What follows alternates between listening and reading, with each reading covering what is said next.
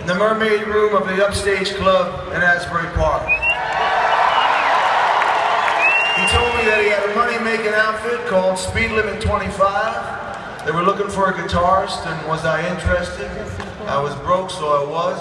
But so the genesis point of the E Street Band was actually a group that Vinny Lopez asked me to join to make a few extra dollars on the weekend.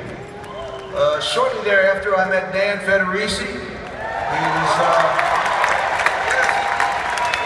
He was draped in a 3/4 length leather, had his red hair slicked back with his wife Flo. She was decked out in a blonde bouffant wig, and they were straight out of Flemington, New Jersey. So Vinny, Danny, myself, along with bass player Vinny Roslin, were shortly woodshedding out of a cottage on the main street of a lobster fishing town, Highlands, New Jersey. I first saw Gary Talent, along with Southside Johnny, when they dragged 2 chairs out onto an empty dance floor as I plugged my guitar into the upstage wall of sound. I was the new kid in town, and these were the guys who owned the place. And they sat back and looked at me like, all right, come on, punk, bring it, let's see what you got. And I reached back and I burnt their house down.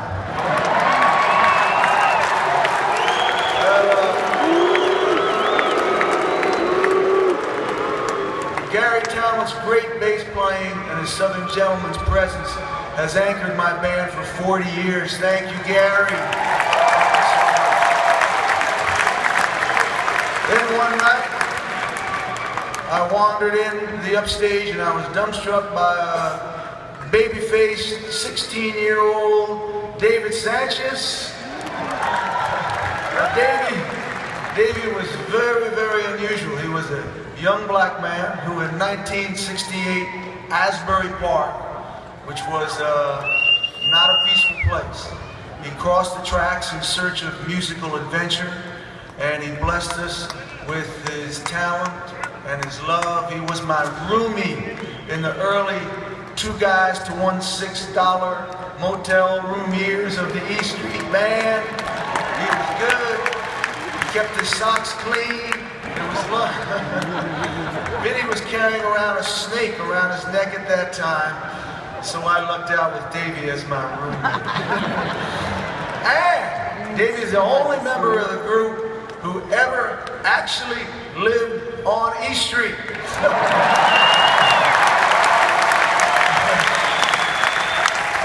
he was, I walked in and he was on the club's organ, and Davey is reserved now, but at the time he danced like Sly Stone, and he played like Booker T, and he poured out soul and blues and jazz and gospel and rock and roll, and he had voicings on his keyboard that we just never heard before.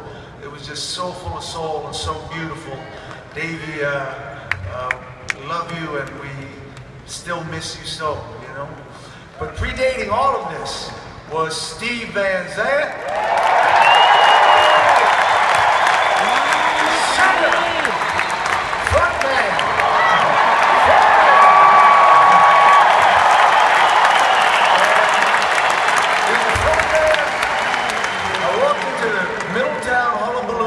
The front man for a band called The Shadows.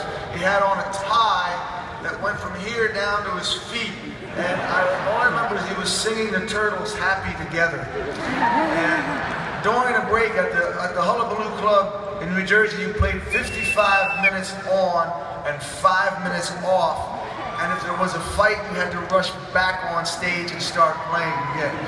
So I met Stevie there, and he soon became my great bass player first, great guitarist, my consigliere, my dependable devil's advocate whenever I name one.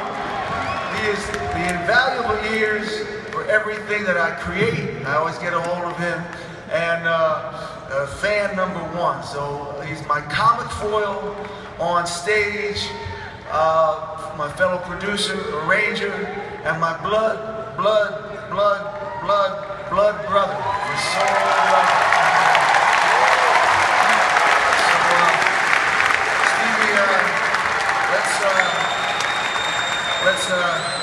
let's keep rolling for as many lives as they'll give us. All right. Years and bands went by. Child, Steel Mill, the Bruce Springsteen band. They were all some combo of the above-mentioned gang. Then I scored a solo recording contract with Columbia Records, and I argued to get to choose my recording sidemen, which was a misnomer in this case, if there ever was one. So I chose my band and my great friends, and we finally landed on E Street, a rare rock and roll hybrid of solo artistry and a true rock and roll band. But one big thing was missing. So,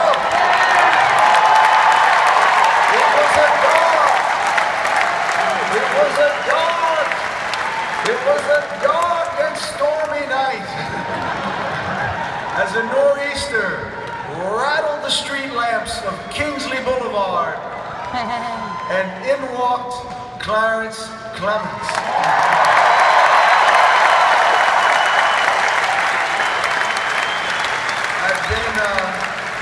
I've been enthralled by the sax sounds of King Curtis and Junior Walker, and I searched for years for a great rock and roll saxophonist. And that night Clarence walked towards the stage, and he rose, towering to my right on the Prince's tiny stage about the size of this podium. And then he unleashed the force of nature that was the sound and the soul of the big man. And that moment, I knew that my life had changed. Miss you, love you, big man.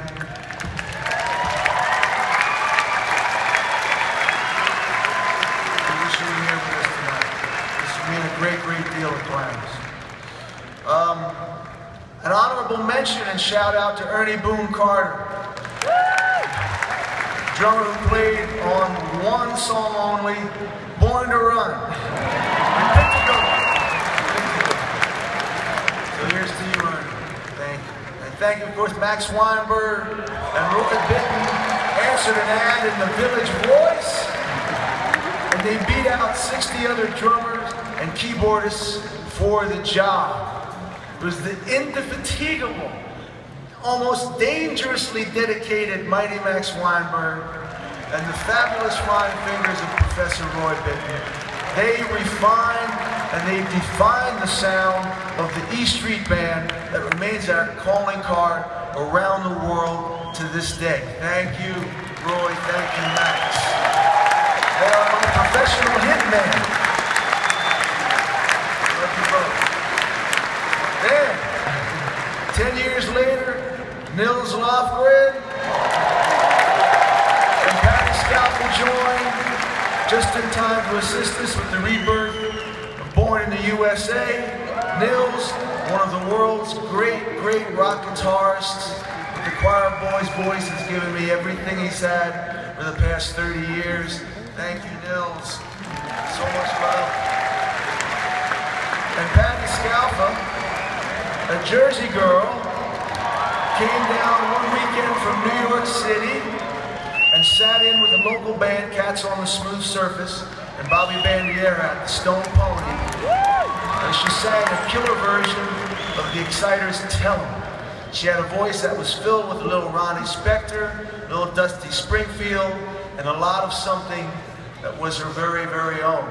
After she was done, I walked up, I introduced myself to her at the back bar, we grabbed a couple of stools, and we sat there for the next hour or 30 years or so. And talked about music and tattoos and everything else. So we added my lovely redheaded woman, and she broke the boys club.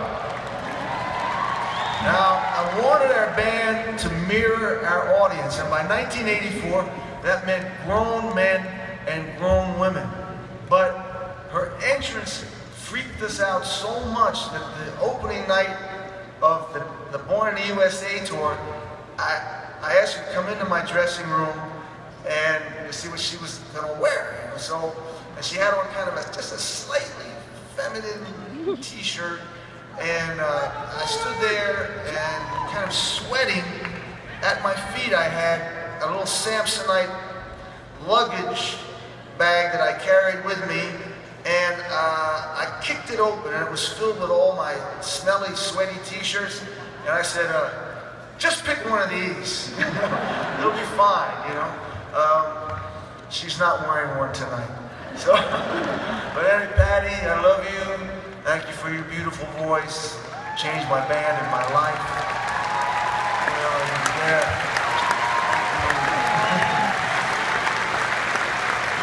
Thank you for our beautiful children. So, real bands are made primarily from the neighborhood, from a real time and a real place that exists for a little while and then changes and is gone forever. They're made from the same circumstances, the same needs, the same hungers, culture, from the same need of a love to cover over hurt. They're forged in the search for something more promising than what you were born into. These are the elements, the tools, and these are the people who built a place called East Street.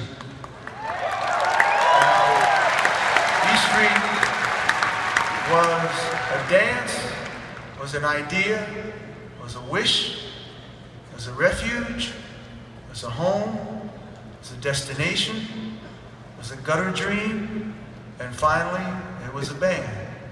We struggled together, and sometimes we struggled with one another. We bathed in the glory and often the heartbreaking confusion of our rewards together. We enjoyed health, and we've suffered illness and aging and death together. We took care of one another when trouble knocked, and we hurt one another in big and small ways. But in the end, we kept faith with each other. And one thing is for certain, as I've said before in reference to Clarence Clemens, I told a story with the East Street Band that was and is bigger than I ever could have told on my own. And I believe that settles that question. For that is the hallmark of a rock and roll band. The narrative you tell together is bigger than any one of you could have told on your own. That's the Rolling Stones, that's the Sex Pistols, that's Bob Marley and the Wailers, that's James Brown and his famous Flames, that's Neil Young and Crazy Horse. So I thank you, my beautiful men and women of East Street. You made me dream and love bigger than I ever could have without you. And tonight I stand here with just one regret, and that's that Danny and Clarence aren't here with us tonight.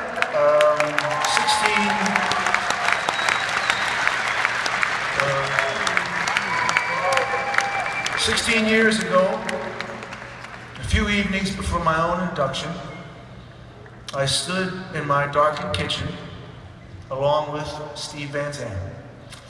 Steve was just returning to the band after a 15-year hiatus, and he was petitioning me to push the Hall of Fame to induct all of us together. And I listened, and the Hall of Fame had its rules, and I was proud of my independence. We hadn't played together in 10 years. We were somewhat estranged. We were just taking the first small steps of reforming. We didn't know what the future would bring. And perhaps the shadow of some of the old grudges still held some sway. It was a conundrum, because we'd never been quite fish nor fowl. And Steve was quiet, but persistent.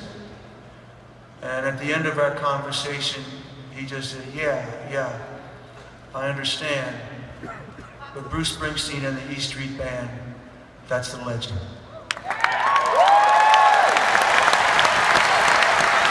So I'm proud to induct into the Rock and Roll Hall of Fame the heart-stopping, pants-dropping, hard